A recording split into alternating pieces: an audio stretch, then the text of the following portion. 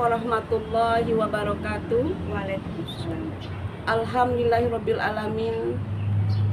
Segala puji bagi Allah Subhanahu wa taala yang telah menurunkan Al-Qur'an sebagai petunjuk kepada umat manusia.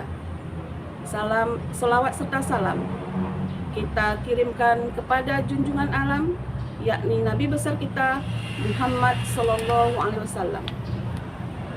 Sahabat yang dirahmati Allah, selamat datang di podcast Dasi Pejabat, dakwah santai dan inspiratif penyuluh. Kita akan mengangkat tema yang dekat dengan kehidupan kita sehari-hari, yaitu keutamaan membaca Al-Quran. Alhamdulillah telah hadir di hadapan kita bersama narasumber Ustazah Yulima Ozeni Yusnita SAG, seorang penyuluh agama Islam Kota Pekanbaru. Assalamualaikum Ustazah. Waalaikumsalam. Belum kita masuk ke obrolan yang lebih jauh, kami persilakan kepada Ustazah Yulima untuk menyampaikan atau memulai pandangan awal tentang keutamaan membaca Al-Quran. Dipersilakan. Terima kasih. Bismillahirrahmanirrahim. Assalamualaikum warahmatullahi wabarakatuh. Alhamdulillahilladzi anzala ala abdil kitaba wa lam yaj'al lahu iwaja. Asyhadu an la ilaha illallah wa asyhadu anna Muhammadan abduhu wa rasuluhu la nabiyya ba'd. Segala puji bagi Allah Subhanahu wa taala yang menurunkan Al-Qur'an, yang menurunkan Alkitab kepada hambanya, yakni Nabi Muhammad sallallahu alaihi wasallam, yang menjadi petunjuk, yang tidak ada kebengkakan yang bengkok di dalamnya, yang lurus, yang menjadi petunjuk bagi seluruh umat manusia. Salawat dan salam kepada junjungan kita, buah hasanah kita, Nabi Muhammad sallallahu alaihi wasallam. Allahumma sholli ala sayyidina Muhammad wa ala ali sayyidina Muhammad. Assalamu alayka ya Rasulullah, assalamu alayka ya Habibullah. Sahabat Dasi Pejabat di mana saja berada, Al-Quran bukan hanya sekedar bacaan, melainkan kalam Allah Subhanahu wa taala yang diturunkan kepada Rasulullah sallallahu alaihi wasallam, yang menjadi hudalin nas, petunjuk bagi manusia. Setiap huruf yang dibaca itu bernilai ibadah di sisi Allah Subhanahu wa taala. Setiap ayat yang direnungi menghadirkan cahaya, dan setiap tilawah yang istiqomah akan menghidupkan hati yang kering oleh hiruk-pikuk dunia. Sobat Dasi Pejabat di mana saja berada, Al-Quran memiliki banyak keutamaan yang ketika kita senantiasa membaca dan mengamalkan dalam kehidupan kita sehari-hari, maka Masya Allah, Allah akan menghadirkan banyak sekali faedahnya, keutamaan yang akan bisa kita rasakan. Nah, Al-Quran itu kita lihat dalam surah Al-Isra ayat 9. Sesungguhnya Al-Quran itu memberi petunjuk kepada jalan yang paling lurus dan memberi kabar gembira kepada orang-orang mukmin yang mengerjakan kebajikan, bahwa bagi mereka ada pahala yang besar. Nah, ayat ini menegaskan bahwa Al-Quran itu adalah kompas kehidupan, penuntun menuju jalan yang lurus yang diridai oleh Allah Subhanahu wa taala. Sesuntuk apapun kita, segalau apapun kita, seresah apapun kita, termasuk ketika hati kita dalam kondisi yang lelah, maka Allah memberikan Al-Quran itu sebagai obat daripada kelelahan-kelelahan yang kita rasakan.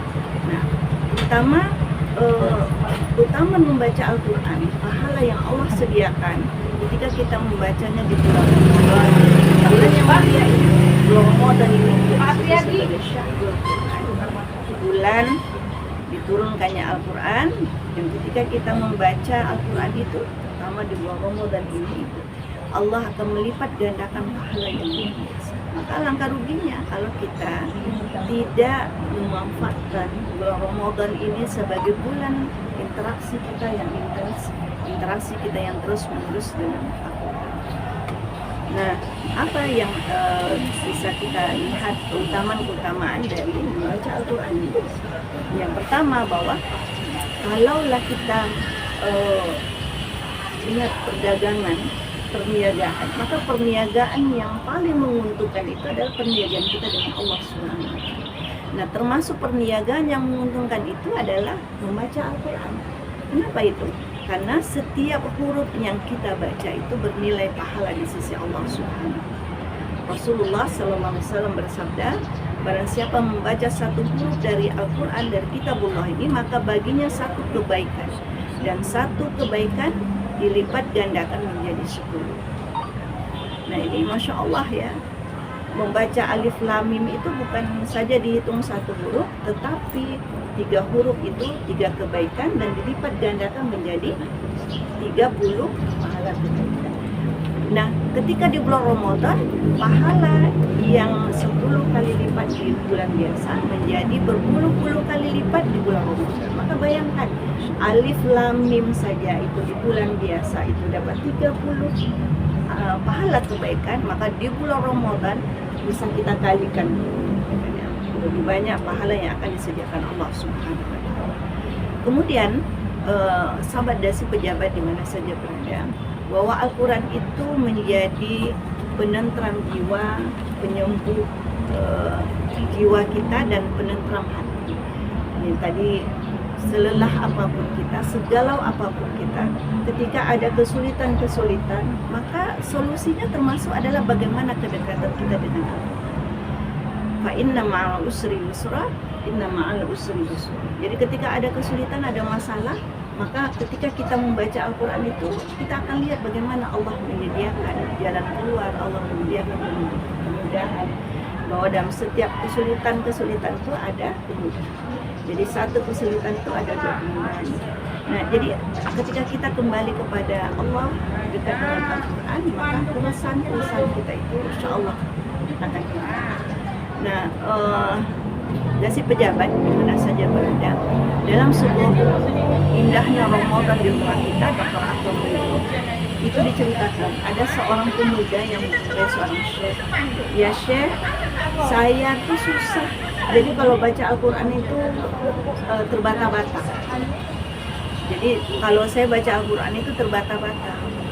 Lalu kata syekh itu, baca saja terus Al-Quran. Jangan takut, tidak apa-apa, baca aja terus. Maka sang pemuda tadi melakukan apa yang disuruh oleh syekh tersebut. Seminggu kemudian, pemuda itu datang kepada syekh. Ya syekh, baru sepertiga saya membaca Al-Quran, saya jadi semakin mudah, lancar saya membaca Al-Quran. Jadi awalnya terbata-bata, ketika baru sepertiga membaca Al-Quran, itu jadi semakin lancar katanya. Maka apa kata syekh itu? Itulah Al-Quran. Al-Quran itu adalah asyifa, obat. Jadi kalau kita sudah jauh dari Allah, jauh dari Al-Quran, dekat dengan kemaksiatan, maka dalam hati itu akan ada bintik-bintik hitam yang akan membuat kita itu jadi susah untuk membaca Al-Quran. Jadi ketika sepertiga kita membaca Al-Quran itu nanti akan membersihkan bintik-bintik hitam di dalamnya, sehingga mudah sekali. Maka Masya Allah, sahabat dasi pejabat di mana saja berada, jadi ketika ada permasalahan, termasuk ya, jangan sampai nanti dosa kita itu menjadi penghalang kita untuk kita senantiasa membaca Al-Quran. Kemudian utama membaca Al-Quran yang berikutnya adalah Al-Quran itu akan menjadi syafaat di hari kiamat. Rasulullah SAW bersabda, bacalah Al-Quran karena sesungguhnya ia akan datang pada hari kiamat sebagai pemberi syafaat bagi pembacanya. Jadi ketika manusia sibuk memikirkan keselamatan dirinya, maka Al-Quran akan hadir membela orang-orang yang setia membaca Al-Quran itu, menjadi sahabat ya, setia yang tak pernah mengkhianati Al-Quran. Maka sobat dasi pejabat di mana saja berada, manfaatkan di bulan Ramadan. Kita lihat para ulama-ulama terdahulu, bagaimana perhatian mereka terhadap Al-Quran yang Masya Allah. Termasuk dalam buku yang indahnya Ramadan di rumah kita itu diceritakan Utsman bin Affan, seorang sahabat Rasulullah SAW yang punya perniagaan usaha yang luar biasa, sahabat yang kaya raya, yang dalam sehari-hari itu sibuk dengan berdagang dan sebagainya. Tapi khusus selama bulan Ramadan dia bisa mengkhatamkan 30 kali khatam Al-Quran. Imam Syafi'i seorang ulama, ya bagaimana bisa mengkhatamkan 60 kali khatam Al-Quran. Maka alangkah ruginya selama bulan Ramadan kita tidak ada interaksi dengan Al-Quran, jauh dengan Al-Quran gitu kan ya. Tak ada target-target untuk kita bisa membaca Al-Quran. Minimal bulan Ramadan ini, sobat semuanya, kita bisa minimal 1 kali bisa mengkhatamkan Al-Quran. Nah kemudian bahwa ketika kita sering membaca Al-Quran, maka Al-Quran itu akan mengangkat derajat manusia. Jadi bukan hanya mengubah bacaan lisan, tapi juga mengangkat derajat manusia. Ya, Rasulullah bersabda, sesungguhnya Allah mengangkat derajat suatu kaum dengan kitab ini dan merendahkan kaum yang lainnya dengan. Jadi kemuliaan seorang itu bukan terletak kepada harta, pada jabatan, melainkan kedekatannya kepada Allah, kedekatannya kepada Al-Quran. Al-Quran yang dibaca, dipahami, kemudian diamalkan. Jadi membaca Al-Quran itu adalah ibadah yang syarat dengan keutamaan, mudah untuk kita baca, namun timbangannya, pahalanya besar di sisi Allah. Dia akan menjadi cahaya di dunia dan penolong kita di dalam hidup. Terakhir itu, jadi saya mengajak sahabat semuanya untuk kita mempunyai target yaumiyah, target kita di bulan Ramadan ini. Bagaimana interaksi kita ya, dengan Al-Quran secara pribadi dan bersama dengan keluarga. Ya bagus sekali di dalam buku itu termasuk ada semacam